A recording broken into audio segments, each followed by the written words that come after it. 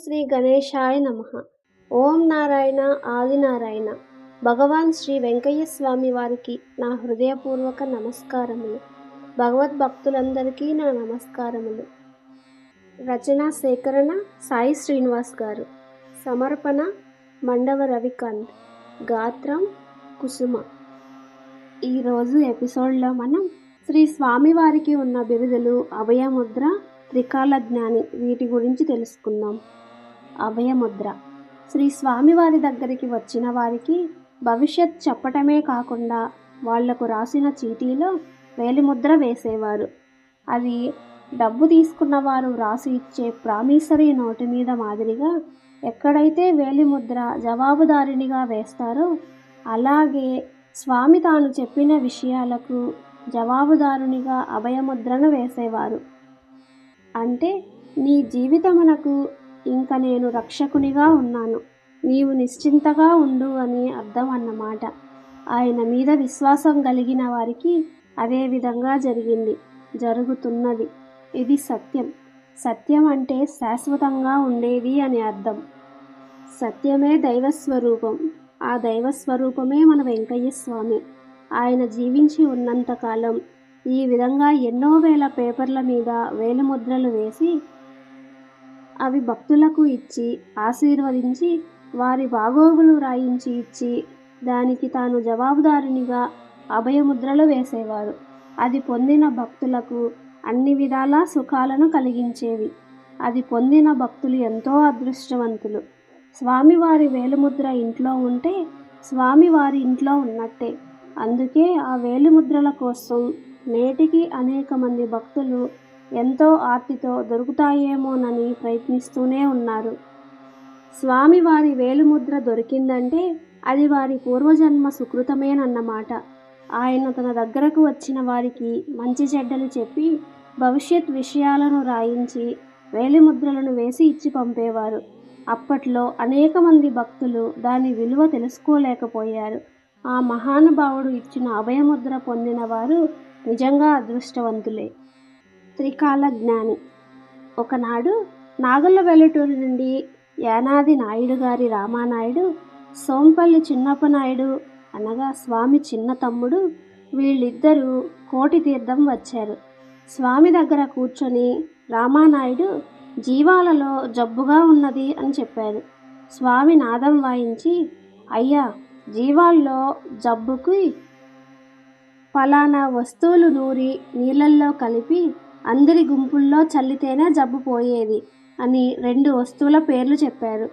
ఆ తర్వాత పెళ్లి గురించి అడిగితే, స్వామి ఎంతమంది అమ్మాయిల మీద మనసు ఉంటే అన్ని రాళ్ళు తెచ్చుకొని బేరుగా తూర్పు పడమర కానీ ఉత్తరం దక్షిణం కానీ పెట్టుకొని ఈ రాయి ఫలానా అమ్మాయి, ఈ రాయి ఫలానా అమ్మాయి అని మనసులో గుర్తు అనుకొని పెట్టుకోమన్నారు. అలా పెట్టుకున్న తర్వాత స్వామి నాదం వాయించుకుంటూ అటు పోయేటప్పుడు రామానాయుడు ఒక రాయి లైనుగా లేక పక్కగా ఉంటే సరిగా పెట్టారు. అయ్యా, ఆ రాయి ఎందుకు తగిలావు అని, అవి పనికిరావు, వేరే రాళ్ళు తెచ్చిపెట్టుకోమన్నారు. అది విన్న రామానాయుడు ఆశ్చర్యపోయాడు. స్వామి అటువైపు తిరిగి నాదం వాయించుకుంటూ వెళ్ళారు. ఇక్కడ నేను రాయి కదిలించిన సంగతి ఎలా తెలిసింది? ఈయన సామాన్యుడు కాదు అని స్వామి చెప్పినట్లే వేరే రాళ్ళు పెట్టుకున్నాడు. అందులో ఒక రాయి బాగుందని చెప్పి ఈ సంవత్సరం అయితే ఆ వివాహం అవుతుందని చెప్పారు. రామానాయుడు, అది కాదు, ఆ అమ్మాయి అక్క భర్త చేసుకోవాలని ఉన్నాడు, మాకివ్వరు అన్నాడు. లేదయ్యా, వాళ్ళ నాన్న ఒప్పుకోడు, మీరడిగితే ఇస్తారు అని చెప్పారు. తరువాత ఆ విధంగానే స్వామి చెప్పినట్లే జరిగింది. తర్వాత చిన్నప్పనాయుడు సంగతి చెప్పారు. ఈయనకు ఎక్కడ కుదురుతుంది చెప్పమన్నారు. స్వామి, ఈయనకు పెండ్లి ఎందుకు కాదు, ఈయన పెద్ద దొర బిడ్డ అని చిన్నప్పనాయుడిని దగ్గరకు రానివ్వలేదు. ఎందుకంటే పెళ్ళనే బోనులో పడి నాశనం కావటం ఇష్టం లేక చిన్నప్పనాయుడే కాదు, ఆ కుటుంబంలో పచ్చని తోరణం కట్టడానికి లేదని చెప్పేవారు. అయితే ఆయన చెప్పింది మంచిదే. ఆ ఉన్నత భావాలు ఎవరికి అర్థమవుతాయి? స్వామి తమ్ముళ్ళిద్దరూ పెళ్లి చేసుకొని ఎవరూ సుఖపడలేదు. 1942 పెనబద్వేలు చలమానాయుడు గారి అనుభవం ఇలా చెప్తున్నారు. వైద్యో నారాయణ హరి. 1942లో చలమానాయుడికి పురుగు చేష్ట చేసింది. దీనినే రింగ్వామ్ అంటారు. దీని వలన ఒళ్ళంతా బెందులుగా ఏర్పడి జిలకు తట్టుకోలేకపోయాడు. స్వామి కోటి తీర్థంలో ఉన్నారని తెలుసుకొని అక్కడికి వెళ్ళారు. వీళ్ళు వెళ్ళేసరికి స్వామి వెల్లికలా పడుకొని నాదం పొట్ట మీద పెట్టుకొని పుళ్ళతో కొట్టుకుంటూ ఉంటే స్వామిని పలకరించకుండా 2 గంటల సేపు నిలబడి చూస్తూ ఉన్నాడు. కొంతసేపటికి స్వామి లేచి చలమానాయుడిని చూసి మీరెవరు అని అడిగారు. చలమానాయుడు మాది బద్వేలు, నన్ను చలమానాయుడు అంటారు అని తన గురించి వివరించాడు.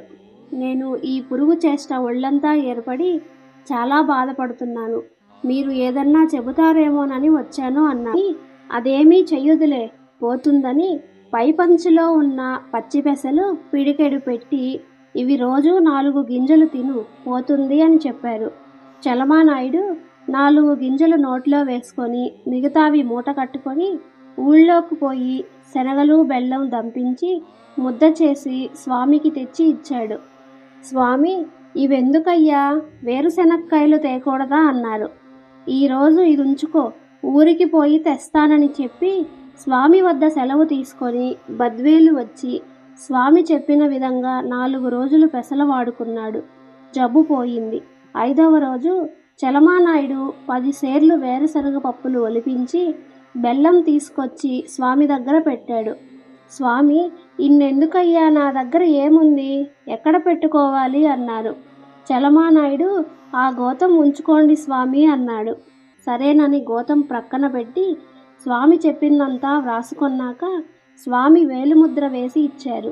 స్వామిని భక్తితో అయ్యా మా ఊరికి ఎప్పుడు వస్తారు అని చలమానాయుడు అడిగితే స్వామి దారి పడితే వస్తాలెమ్మన్నారు.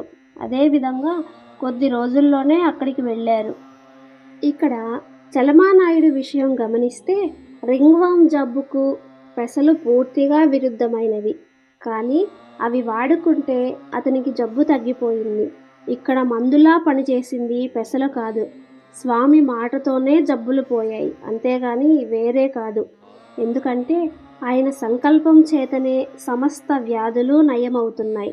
మనుషులకు పశువులకు అన్నీ కూడా ఆయన ఆశీర్వదించిన వెంటనే వ్యాధులు మాయమవుతున్నాయి. ఇది సామాన్యులకు సాధ్యమయ్యే పని కాదు. ఓం నారాయణ ఆదినారాయణ. ఈరోజు ఎపిసోడ్ ఇంతటితో పూర్తయింది. తరువాయి ఎపిసోడ్లో మనం శ్రీ స్వామివారికి ఉన్న బిరుదు భక్తజన రక్షకుడు గురించి చెప్పుకుందాం. ఓం నారాయణ ఆదినారాయణ. భగవాన్ శ్రీ వెంకయ్య స్వామి వారికి నా హృదయపూర్వక నమస్కారములు. సర్వేజన సుఖినో భవంతు.